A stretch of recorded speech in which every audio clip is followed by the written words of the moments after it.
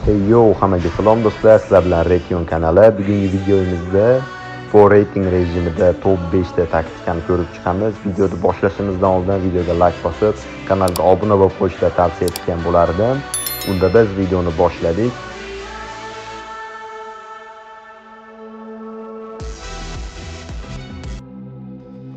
Birinchi taktikamiz Clock Tower bazasida bo'ladi. Dushmanni orqa tarafidan unga bildirmasdan hujum qilamiz.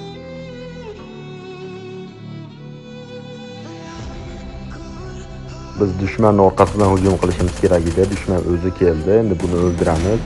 Xuddi shu tartibda killlarni qilishingiz mumkin. Ikkinchi taktikamiz Pachino kartasida bo'ladi. Dushmanning yon tarafidan unga bildirmasdan hujum qilamiz. Shu joyga kelib, dushman sheriklarini topayotganda biz uni bemalol otib kill qilishimiz mumkin. Uchinchi taktikamiz Mars elektrik bazasida bo'ladi. Bizlarni shu joyga chiqib, skeyt orqali devorning ustiga chiqib, bemalol kill qilsanglar bo'ladi.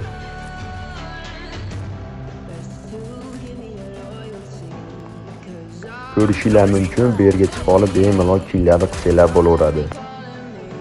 To'rtinchi taktikamiz shu bazada bo'ladi. Nomini eslolmadim. Dushmanni yon tarafidan unga bildirmasdan hujum qilamiz. Ko'rishingiz mumkin, shu yerdan bemalol killlarni qilsanglar bo'laveradi.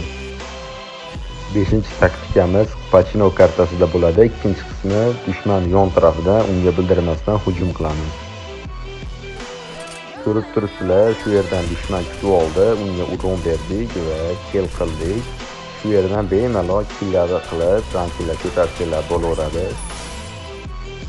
Agarda videomiz foydali bo'lgan bo'lsa, videoga like bosib, kanalga obuna bo'lib qo'yish esdan chiqmasin. Keyingi videolarda ko'rishguncha sizlar bilan Rating kanali bo'ldi.